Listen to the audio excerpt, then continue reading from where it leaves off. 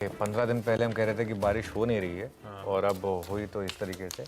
तो थोड़ा सा इंद्रदेव शायद थोड़े से नाराज़ हो गए थे, इसलिए थोड़ा ज़्यादा ही बारिश हो गई। थोड़ा सा सेफ रहें, खासतौर से एनसीआर में बहुत बुरा हाल है इस समय। मुंबई वालों को तो आदत है, खैर हम तो मतलब एक बोट भी अपने पास रखते हैं अलग से, लेकिन दिल्ली और एनसीआर वो जो पूरा रीजन है वहाँ शायद थोड़ी सी ये नई चीज़ है। लेकिन अब जैसे बात कर रहे थे हम बादल फटा, तो थोड़ा सा यहाँ पर बस होप यही रहेगी कि जान माल की ज़्यादा नुकसान ना हो और सब सेफ रहें।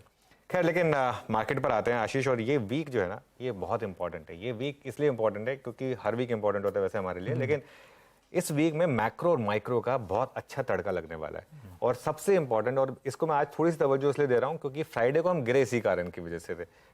अमेरिका का बहुत इंपॉर्टेंट डेटा आने वाला है। एक तो अमेरिका की महंगाई दर आने वाली है, वो काफ़ी इंपॉर्टेंट डेटा होता है यूएस के लिए, स्पेशली फेड के लिए। फेड की बेच बुक आने वाली है जो कि काफ़ी इंपॉर्टेंट होती है।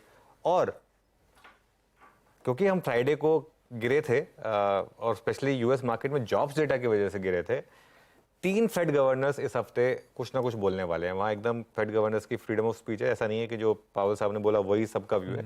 सब अपना अपना व्यू अलग अलग रखते हैं और बोल भी सकते हैं। तो वो 3 फेड गवर्नर्स बोलेंगे, तो ये बहुत इंपॉर्टेंट होगा।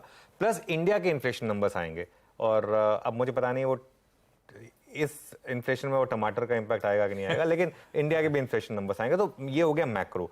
माइक्रो के हिसाब से भी बहुत इंपॉर्टेंट वीक है। क्यों? क्योंकि अर्निंग सीजन असल में किक ऑफ होगा। हाँ, जीएम ब्रूरीज दे चुका है नंबर्स, लेकिन एचसीएल टेक और टीसीएस के नंबर्स दोनों आएंगे 12 जुलाई को।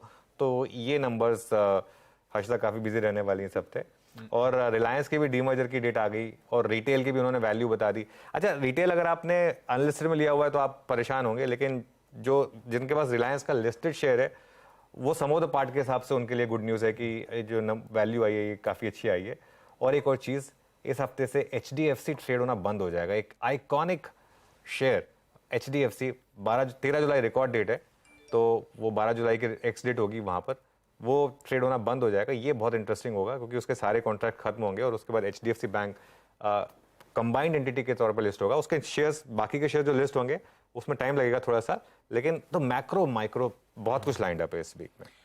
एक्शन पैक्ड हफ्ता है और साथ साथ उतना ही इंपॉर्टेंट आज का कारोबारी सत्र जो हमारे सामने खड़ा हुआ। इंपॉर्टेंट इसीलिए क्योंकि पिछले हफ्ते कुछ मुनाफा वसूली के इंस्टेंसेस, पहले कंसोलिडेशन टाइप सिग्नल मिलने शुरू हुए थे, फिर फ्राइडे को फाइनली कुछ प्रॉफिट टेकिंग नजर आई है। तो अब देखना होगा किस तरह की चाल इस हफ्ते हम दिखाते हैं।